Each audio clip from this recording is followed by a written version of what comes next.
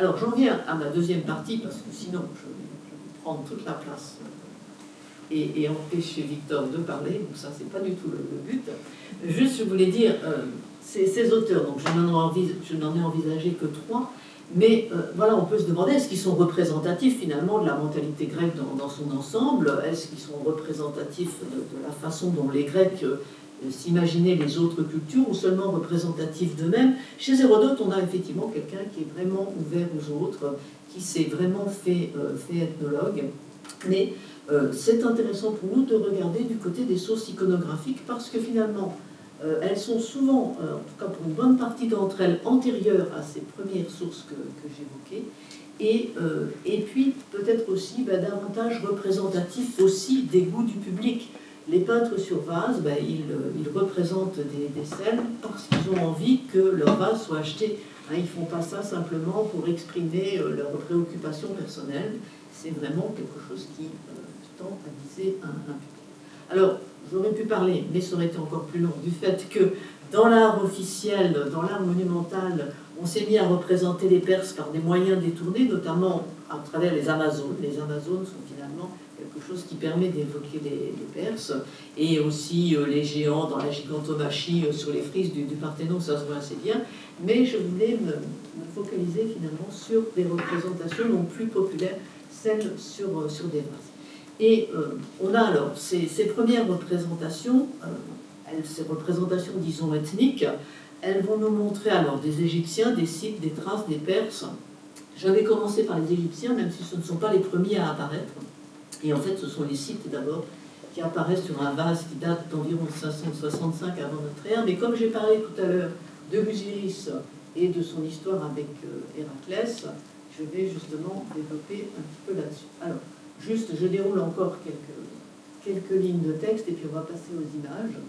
Les Égyptiens, donc, nous sont représentés à travers cet épisode mythologique où ces Égyptiens sont finalement mal mis en valeur, et ça a scandalisé Hérodote, puisqu'ils sont présentés comme ayant voulu faire des sacrifices humains. C'est l'épisode donc mythologique d'Héraclès et Busiris. Alors Busiris est présenté comme un roi égyptien. Il n'est évidemment dans aucune liste de pharaons, mais il est présenté comme ça dans le mythe, et il serait lié à Osiris, d'où ce nom de Busiris. Et il aurait été confronté à un problème de mauvaise récolte, comment est-ce qu'on appelle ça, un devin lui aurait dit qu'il fallait sacrifier chaque année un homme, et il aurait commencé par sacrifier le devin. Malheureux, il a été bien récompensé. Et puis vient le tour d'Héraclès. Héraclès passe par là, alors il passe par là, soi-disant, pour aller chercher les pommes d'or dans le jardin des Hespérides.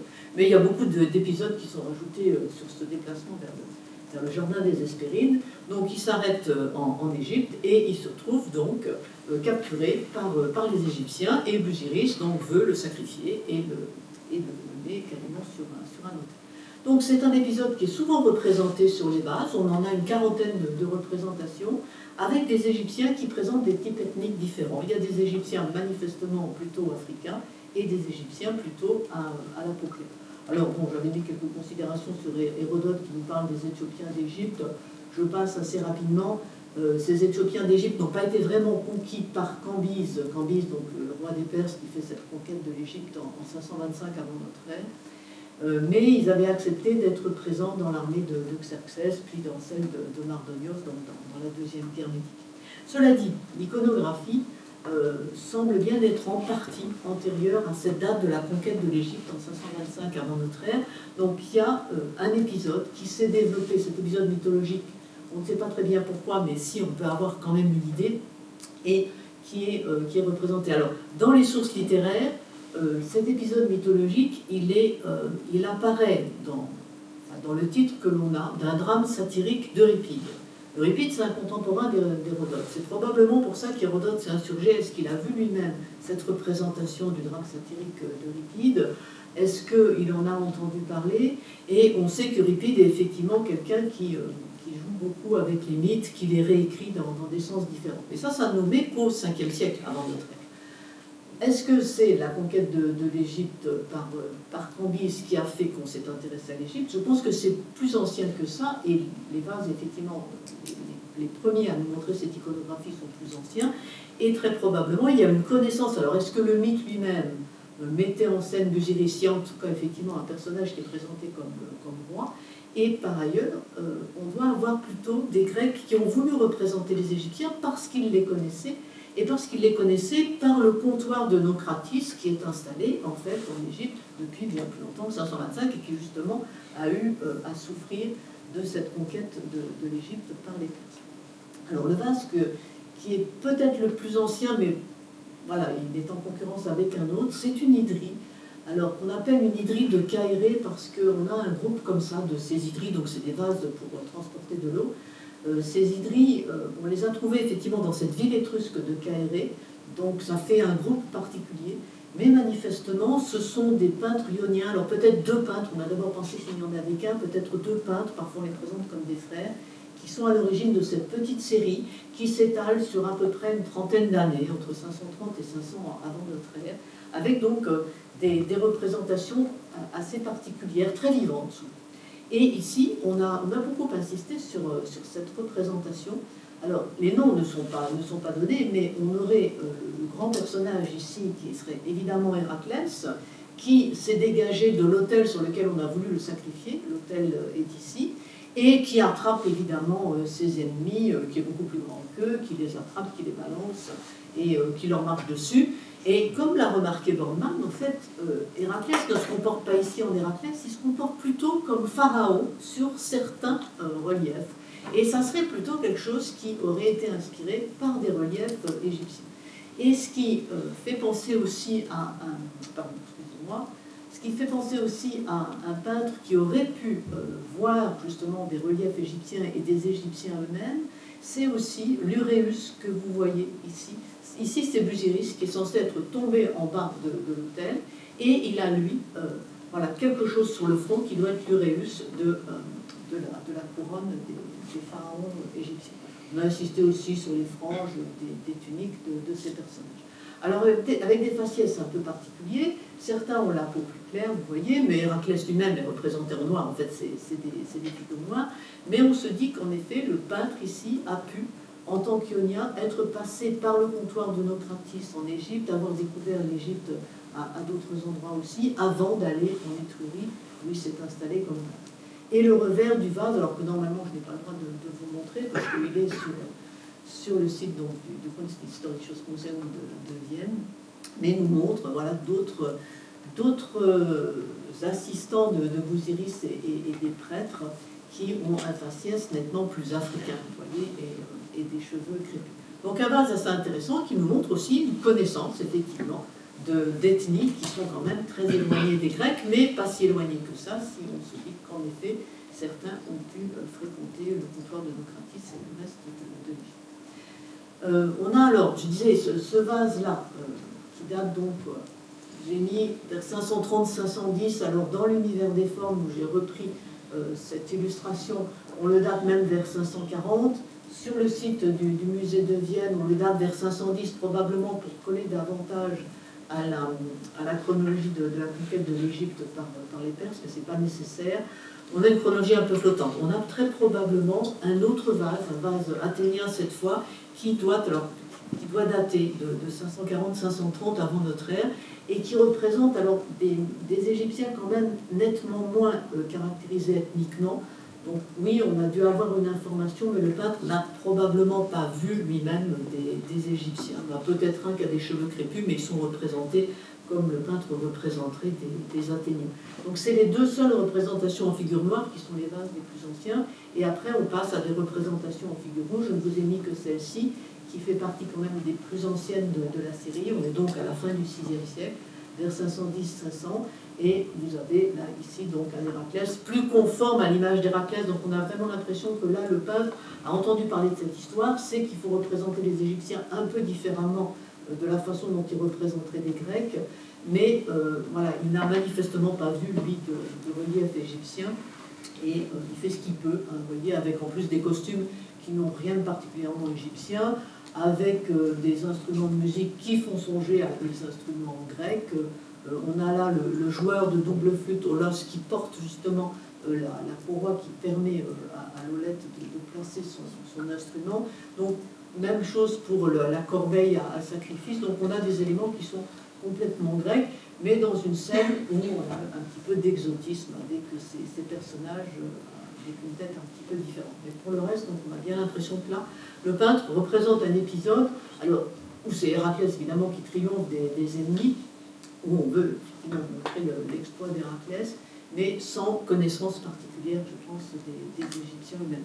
Et il y a toute une série, donc je disais, de vases qui sont plus ou moins réussis de ce point de vue-là. Donc on a l'impression que les peintres, c'est pas parce qu'on avance dans le temps qu'ils sont plus à l'aise avec la représentation des Égyptiens.